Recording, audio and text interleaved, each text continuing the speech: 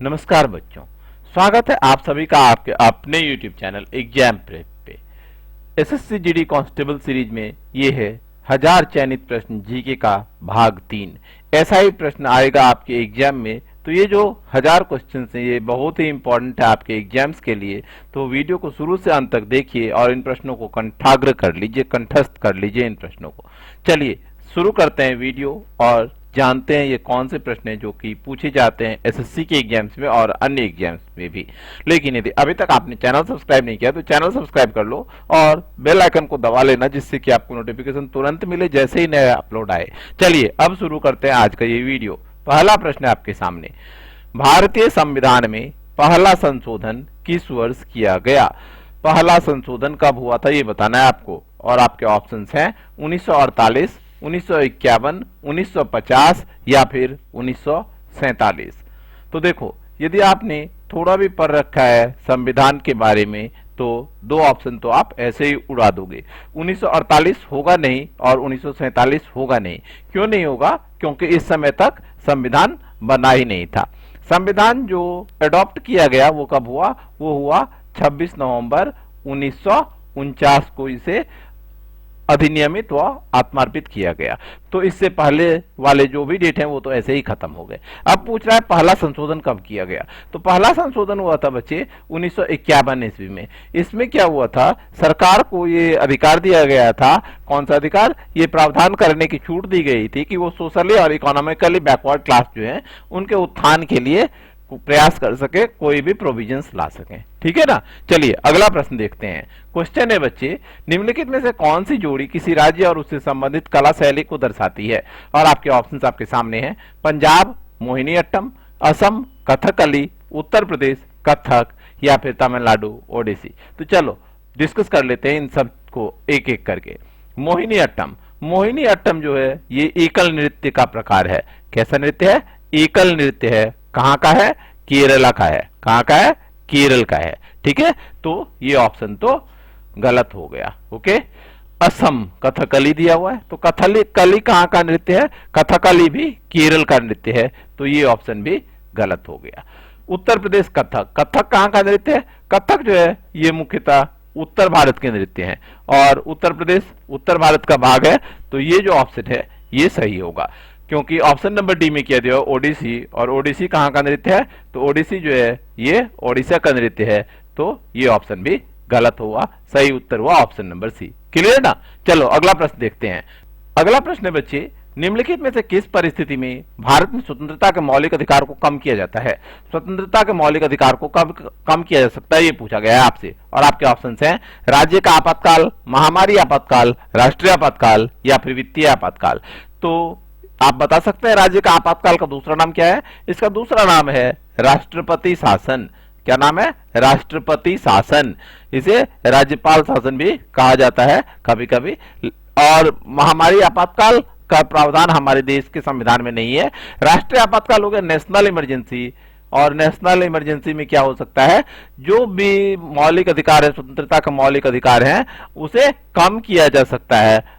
और अनुच्छेद 14 और 19 जो है ये स्थगित किए जा सकते हैं, ये समाप्त नहीं किया जा सकते हैं, इसके ऑपरेशन को स्थगित किया जा सकता है। ओके ना। अगला प्रश्न है बच्चे, उस्ताद अमजद अली खान किस वाद्य यंत्र के लिए जाने जाते हैं? और आपके ऑप्शंस हैं सरोद, वायलिन, वीणा या तबला। तो उस्ताद अमजद अली खान जाने जाते हैं सरोद यंत्र के लिए, सरोद वाद्य यंत्र के लिए। इनका इकहारा तान जो है वो प्रसिद्ध तान है और इसके लिए ये जाने जाते हैं। ठीक है ना। चलिए अगला प्रश्न देखते हैं। क्वेश्चन है बच्चे, यमुना नदी निम्नलिखित में से किस राज्य से नहीं गुजरती है? आपको बताना है कि यमुना नदी हरियाणा, उत्तर प्रदेश, उत्तराखंड और गुजरात में से कौन से राज्य से नहीं गुजरती है? तो इसका सही उत्तर क्या होगा? इसका सही उत्तर होगा option number D, Gujarat. Gujarat से यमुना नदी नहीं गुजरती है। बाकी हरियाणा, उत्तर प्रदेश और उत्तराखंड से ये नदी पास करती है। ठीक है ना। चलिए अगला प्रश्न देखते हैं। क्वेश्चन है बच्चे, बैंकों में जमा राशि के अधिकतर हिस्से का उपयोग किस लिए किया जाता है? बैंक में जो राशि जमा होती है उसका अधिकतर हिस्सा कहां पर प्रयोग होता है ये बताना है आपको। ब्याज, ऋण, गारंटी या संपार्श्विक। तो इसका सही उत्तर क्या हो जाएगा? तो बच्चे इसका जो सही उत्तर होगा वो होगा ऋण। ऋण के रूप में, लोन के रूप में जो डिपॉजिट्स होते हैं उसका अधिकांश हिस्से का प्रयोग किया जाता है। ठीक है ना। चलिए बढ़ते हैं आगे, देखते हैं अगला प्रश्न। क्वेश्चन है बच्चे, भारतीय राष्ट्रीय आंदोलन के संदर्भ में सरहदी गांधी के नाम से किसे जाना जाता था? सरहदी गांधी के नाम से किसे जाना जाता था? तो ऑप्शंस हैं जो आपके सामने, वो हैं मगफूर अहमद आजादी, उधम सिंह, अशफाकुल्ला खान या फिर खान अब्दुल गफ्फार खान। तो सरहदी गांधी के नाम से किसे जाना जाता था? ये जाना जाता था खान अब्दुल गफ्फार खान को। क्यों जाना जाता था भाई? तो इनके कार्य और निष्ठा के कारण इन्हें सरहदी गांधी के नाम से जाना जाता था। इनके अन्य और भी कुछ नाम है जो कि प्रसिद्ध हैं और पूछे जाते हैं एग्जाम में, अच्छे से याद कर लेना आप लोग। वो नाम है सीमांत गांधी, बच्चा खान, सीमांत गांधी, बच्चा खां और बादशाह खां। ये सारे के सारे नाम हैं जिससे जाना जाता था किसे? खान अब्दुल गफ्फार खान को। और आपके एग्जाम्स के लिए सारे नाम बहुत ही इंपॉर्टेंट है, अच्छे से याद कर लेना। सरहदी गांधी, सीमांत गांधी, बच्चा खां, बादशाह खां। तो टोटल 4 नाम हो गए। और ये क्यों था? उनके कार्य और निष्ठा के कारण उन्हें ये सारे के सारे सॉब्जेक्ट दिए गए थे, ये नाम दिए गए थे। अगला प्रश्न ये रहा, निम्नलिखित में से कौन सा श्रम गहन उद्योग है? श्रम गहन उद्योग समझते हैं। श्रम गहन उद्योग का अर्थ हुआ जिसमें श्रम ज्यादा लगे, वो कहलाती है श्रम गहन उद्योग। क्या लगे? ज्यादा श्रम, जिसमें ज्यादा मजदूरों की जरूरत हो, ज्यादा मजदूरी की जरूरत हो, वो क्या कहलाती है? वो कहलाती है श्रम, लेबर इंटेंसिव इंडस्ट्री कह सकते हैं। तो यहाँ पे जो सही उत्तर होगा वो क्या होगा? गेहूं, दलहन, चाय या मक्का। तो यहाँ जो सही उत्तर है बच्चे वो होगा चाय। चाय की पत्तियों को तोड़ने के लिए और उसे प्रोसेस करने के लिए बहुत सारे मजदूरों की जरूरत पड़ती है, लेबर की जरूरत पड़ती है। तो चाय इंडस्ट्री जो है, जो टी इंडस्ट्री है, वो श्रम गहन उद्योग, लेबर इंटेंसिव इंडस्ट्री है। ओके, अगला प्रश्न आपके लिए, पुर्तगाल की राजधानी है। आपसे पूछा गया पुर्तगाल की राजधानी का नाम। ऑप्शन है स्टॉकहोम, लिस्बन, पेरिस या वियना। तो बच्चे जान लेते हैं ये सारे कहां की राजधानी है। स्टॉकहोम जो है ये स्वीडन की राजधानी है। कहां की राजधानी? स्वीडन की। लिस्बन है पुर्तगाल की राजधानी, पोर्चुगल की राजधानी लिस्बन है। पेरिस कहां की राजधानी है? पेरिस है फ्रांस की राजधानी। और वियना कहां की राजधानी है? तो वियना जो है ये ऑस्ट्रिया की राजधानी है। हमारा सही उत्तर क्या हुआ? Option number B, Lisbon. Clear ना। चलिए अगला प्रश्न देखते हैं। क्वेश्चन है बच्चे, जब बल दो सतहों के बीच सापेक्ष गति का प्रतिरोध करता है तो इसे क्या कहते हैं? जब दो सतह के बीच सापेक्ष गति का विरोध करता है तो उसे क्या कहा जाता है? प्रतिरोध, प्रेरण, संवहन या घर्षण। तो जब बल विरोध करता है दो सतहों के बीच सापेक्ष गति का तो वो कहलाती है घर्षण। क्या कहलाता है?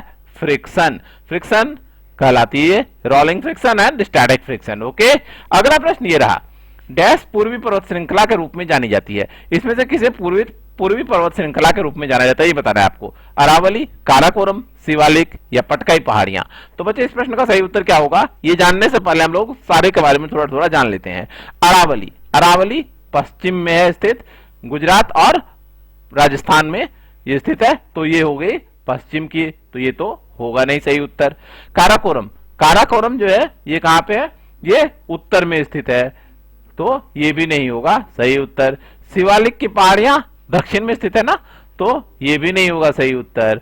और जो सही उत्तर होगा इसका ये होगा पटकाई की पहाड़ियां, जो कि है उत्तर पूर्वी राज्य में स्थित और उत्तर पूर्वी राज्य में और बॉर्डर का काम करती है। कहां पे? म्यांमार से बॉर्डर का काम करती है। ठीक है ना। तो हमारा उत्तर हुआ पटकाई पहाड़ियां पूर्वी पर्वत श्रृंखला के रूप में जानी जाती हैं। अगला प्रश्न है बच्चे, जल मिश्रित एसिटिक अम्ल आमतौर पर किस नाम से जाना जाता है? जल मिश्रित एसिटिक एसिड को किस नाम से जाना जाता है? ओलियम, फिटकरी, नीला तोता या फिर सिरका। तो बच्चे जल मिश्रित एसिटिक एसिड जो होता है वो जाना जाता है सिरका के नाम से, विनेगर के नाम से। और ये होता क्या है? ये होता है 4% एसिटिक एसिड सॉल्यूशन। इससे कम कह सकते हैं 4% से कम एसिटिक एसिड जिस सॉल्यूशन में होगा वो कहलाएगा सिरका या विनेगर। ओके, नेक्स्ट क्वेश्चन है आपके लिए, भारत के संविधान में कितनी अनुसूचियां हैं? आपको बताने हैं भारत के संविधान में अनुसूचियों की संख्या 11, 14, 12 या 13। तो आज की तारीख में भारतीय संविधान में कुल अनुसूचियों की संख्या है कितनी? 12 अनुसूचियां भारतीय संविधान में। अंत में जो अनुसूची जोड़ी गई वो थी 12वीं अनुसूची। ये जोड़ी गई किसके द्वारा? ये जोड़ी गई 74वें संविधान संशोधन के द्वारा। और कब जोड़ी गई थी? ये जोड़ी गई थी 1993-94 ईस्वी में। ठीक है ना, 1993-94 में जोड़ी गई 74वें संविधान संशोधन के द्वारा। ठीक है, याद रखेंगे। और जब भारतीय संविधान बना था, जब भारतीय संविधान का निर्माण हुआ था, उस समय कितनी अनुसूचियां थी? बता सकते हैं? इंपॉर्टेंट क्वेश्चन है आपके लिए। तो भारतीय संविधान जब बना था उस समय अनुसूचियों की संख्या 8 थी, बढ़ते बढ़ते ये अब 12 है। क्लियर? चलिए अगला प्रश्न देखते हैं। क्वेश्चन है बच्चे, भारत में तृतीय क्षेत्र के बढ़ते महत्व के संदर्भ में निम्नलिखित में से कौन सा कथन सही नहीं है? तृतीय क्षेत्र समझते हैं ना? तृतीय क्षेत्र वो क्षेत्र है जो कि सेवा क्षेत्र कहलाता है, अर्थात सर्विस सेक्टर जो है, जहां से अब सबसे ज्यादा क्या होता है, सबसे ज्यादा रेवेन्यू प्राप्त होती है, वो सर्विस सेक्टर ही है। सबसे ज्यादा योगदान जीडीपी में सर्विस सेक्टर का ही है आज की तिथि में। तो इसमें से कौन सा कथन सही नहीं, ये बताना है आपको। सेवा प्रदाता उद्योगों का विकास बिल्कुल सही है, ऑप्शन नंबर ए हुआ सही। सूचना और प्रौद्योगिकी का विकास, ये भी बिल्कुल सही है, ये ऑप्शन भी सही है। तो हमारा उत्तर नहीं है ये ऑप्शन सही है, ये मैं बता रहा हूं। सही ऑप्शन क्या होगा, सही उत्तर क्या होगा, ये भी मैं बताऊंगा आपको। प्रति व्यक्ति आय में वृद्धि, ये भी सही है। तो ऑप्शन नंबर डी जो होगा ये होगा हमारा सही उत्तर। ग्रामीण क्षेत्रों में राजनीतिक जागरूकता का विकास, इसका कोई लेना देना नहीं है सर्विस सेक्टर से, ठीक है। ग्रामीण क्षेत्र में राजनीतिक जागरूकता का विकास का कोई भी लेना देना नहीं है सेवा क्षेत्र से, ठीक है, याद रखेंगे। और सेवा क्षेत्र कहलाता है तृतीय क्षेत्र। प्राथमिक क्षेत्र क्या कहलाता है? जो कृषि जो है, कृषि ये है प्राथमिक क्षेत्र। क्या है बच्चे? कृषि को कहा जाता है प्राथमिक क्षेत्र, प्राइमरी सेक्टर। और जो उद्योग धंधे हैं उसे कौन से सेक्टर में रखते हैं? उसे रखा जाता है द्वितीय क्षेत्र या फिर सेकेंडरी सेक्टर में, द्वितीय क्षेत्र के रूप में इसे रखा जाता है, ठीक है ना। तो याद रखेंगे, ये सारे तथ्य बहुत ही इंपॉर्टेंट है। अगला क्वेश्चन है बच्चे, प्रकाश के उद्दीपन के कारण पौधों में होने वाली गति क्या कहलाती है? प्रकाश के उद्दीपन के कारण पौधों में जो गति होती है उसे क्या कहते हैं? प्रकाशानुवर्तन, श्वसन, गुरुत्वानुवर्तन या गुरुत्वीय अनुचलन। तो गुरुत्वानुवर्तन क्या हो गया? जो धरती की तरफ होगा, जो गुरुत्व की तरफ होगी। अनुवर्तन मतलब जो उधर जो यदि कोई पौधे मुड़ जाएंगे तो वो हो जाएगा गुरुत्वानुवर्तन। और प्रकाशानुवर्तन, जब प्रकाश के उद्दीपन के कारण पौधे में जो गति होती है प्रकाश की तरफ, वो कहलाती है प्रकाशानुवर्तन। और हमारा उत्तर हो गया ऑप्शन नंबर ए। क्लियर ना? आ गया ना समझ? ये सारे क्वेश्चन बहुत ही इंपॉर्टेंट है, अच्छे से रट लो आप लोग। और वीडियो को लाइक करना बिल्कुल ना भूलना, और चैनल सब्सक्राइब नहीं किया तो सब्सक्राइब कर लेना, क्योंकि आपको रेगुलर बेसिस पे आपको यहाँ पर डेली बेसिस पे मिलेगी जीके की वीडियो। क्योंकि मैंने आपसे प्रॉमिस किया कि मैं आपको 1000 क्वेश्चन कराऊंगा। 2 महीने के समय है, तो 2 महीने में 1000 क्वेश्चन कंप्लीट करने हैं। Thank you.